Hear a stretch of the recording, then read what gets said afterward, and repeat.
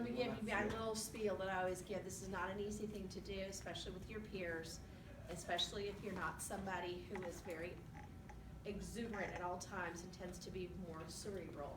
So it doesn't come naturally for some of us, and I'm not saying that that's Angel, but give him all of your attention, listen, ask questions, please. This is not easy.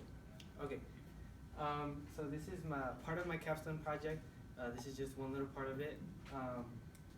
And yeah, so I'll give you a little introduction first. Okay, so a little introduction. My dream job ultimately is to become a vet doctor, just like some of you here. And I'm kind of getting some hands-on experience through the Honors Mentorship program. I get kind of a feel of the atmosphere, and I get hands-on experience. And there's some benefits along with that. You can network and get recommendations as long as you go to your, wherever you go, and do what you're told, and you can get some good feedback after that. And actually, I've learned a lot of things at my mentorship at the clinic where I intern at. A lot of those things I've actually been able to, work on them at home, and I've learned lots of new things. And okay, so the component of this was I have to develop my own essential question. And for me, I've said, how can I create a model that changes the perception of veterinary technicians? And I chose this because, well, veterinarians, they work a lot with veterinary technicians day to day. And also because I feel like there's a misunderstanding of what veterinary technicians do within the clinic, and I actually have some examples of that.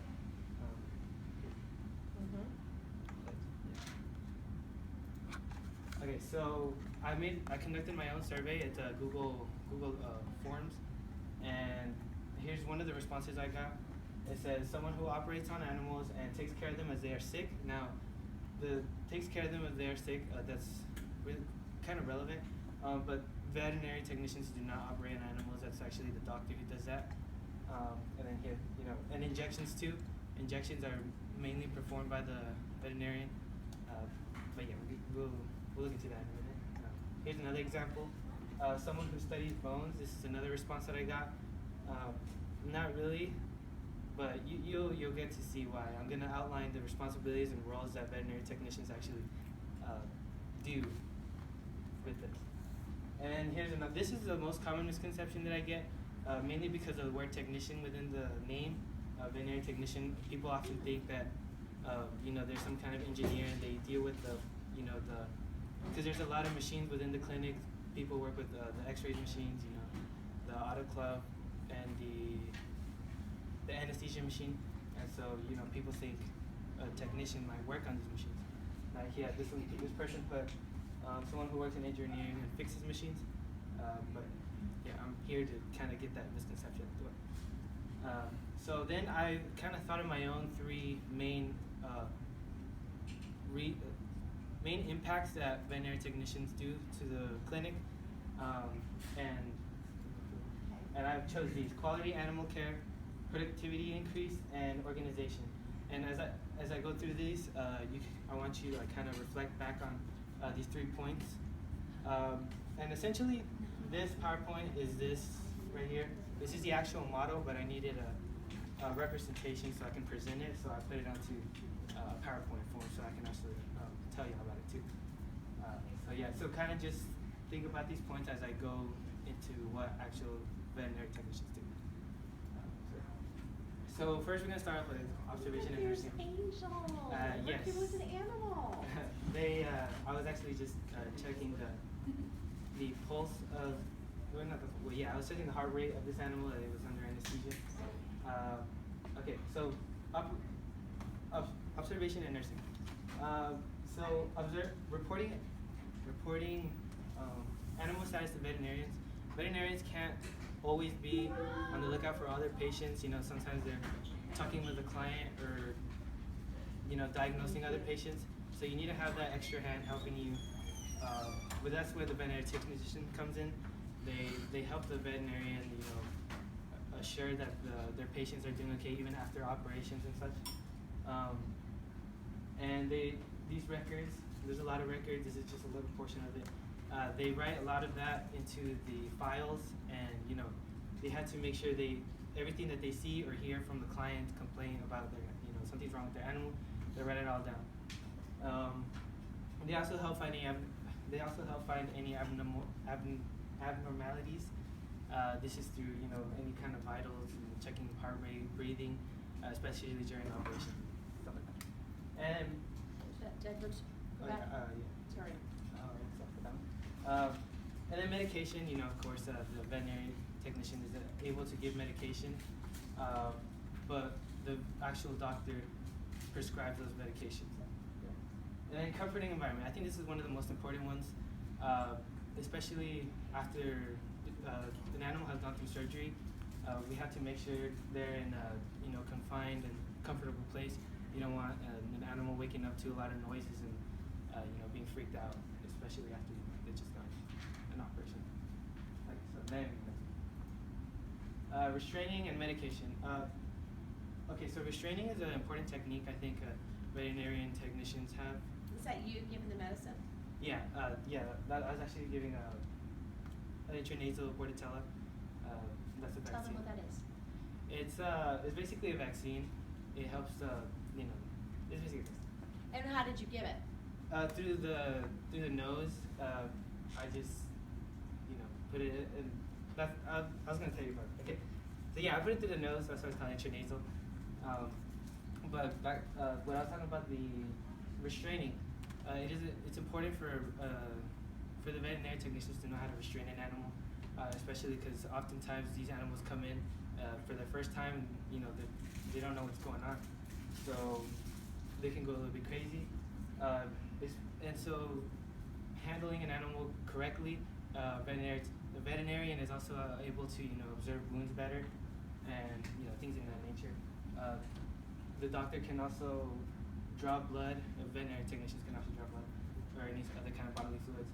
And like I said before, injections.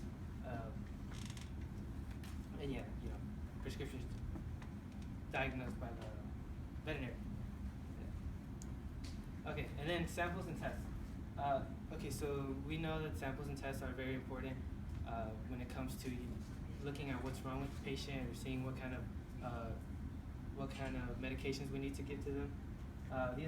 These are just some of the most common ones I've seen at the clinic when it comes to blood work, fecal tests, and heartworms. And then the cultures we have to. There's certain ways you get different cultures. Now there's more tests. There's different kinds of tests. And there's different ways to receive cultures, like skin cultures. But, however, I think these are the most important ones. Well, just the more common ones that I've seen throughout my time there. And yeah, they just check for functioning organs and parasites, especially blood work, and heartworms check for any kind of parasites within the animal. And then anesthesia and instruments. Okay, so the veterinary technician actually administers the anesthesia, but you have the doctor actually, telling them how much to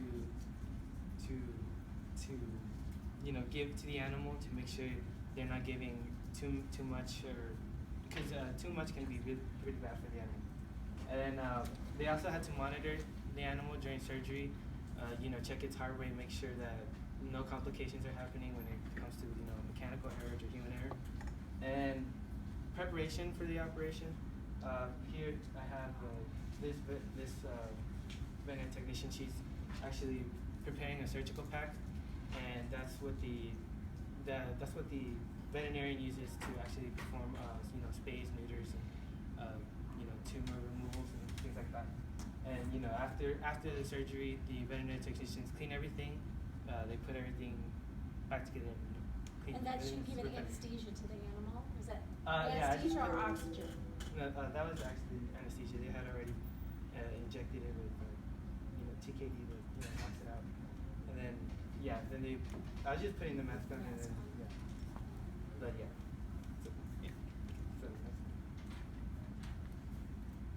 Alright, grooming and maintenance. So this one was a more I was kind of hesitant to put this one on, Mainly because we usually have people who are specialized with this. We have a specialized groomer and a specialized, kennel person, and they actually, just do these kind of like cleaning. They remove the waste that's found around the facility, and they provide meals for the animals. And then, the groomer obviously they just do nail trimming and brushing and hair trims, things of that nature. But I have seen veterinary technicians perform these duties. That's why I put it in there because they can do it.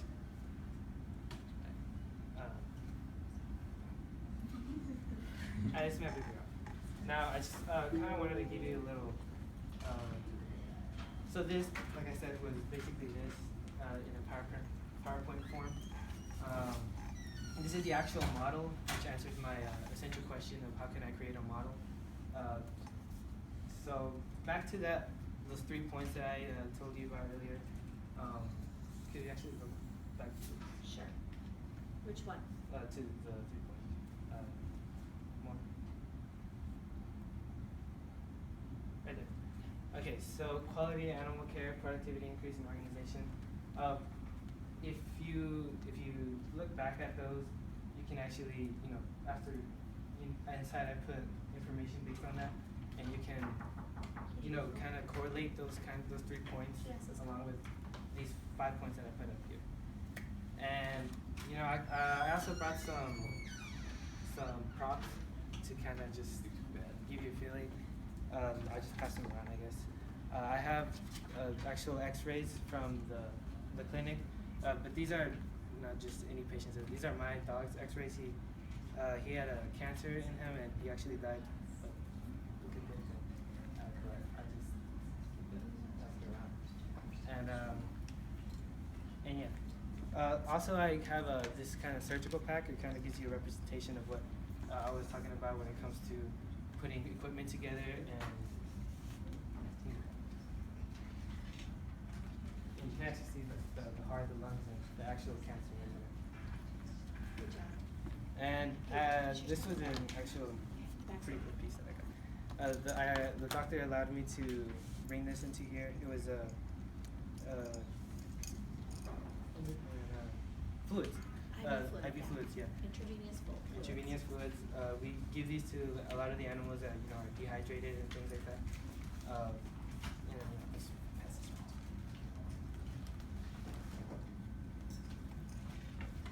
around. But yeah, that concludes my presentation. Boy, Angela, I wish you had done this at HOSA, because now you know all this about. Yeah. How do you feel?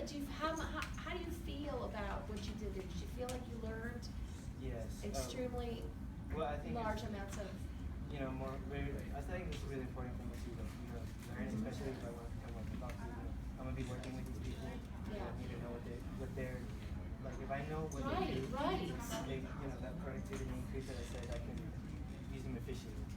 Yeah, and you'll know how to help them so they can do that. Yeah. All right. Anybody have any questions for him? Sure you do. What clinic did you work at? What clinic? Can you go back to It was. It's South Hall Veterinary Hospital right next to Loretta's. I go there from 7:30 to 9. 7:30 a.m. Yeah. So, Wow. But I only go Mondays, Tuesdays, and Thursdays, so Wednesdays and Fridays I can sleep in. But yeah, I get up earlier. Did you do it all year long? Yes. Okay. I started since, I started from the beginning of the year. And yeah, I've been there a pretty long time now. Jim. What was your favorite thing about intern? I think meeting those people there, especially the doctor, she's a very smart individual, and the other people there, they're really nice to me and brought me in, helped me learn new things, especially. So do you stay, like, to keep your internship after Honors Mentorship is over, or?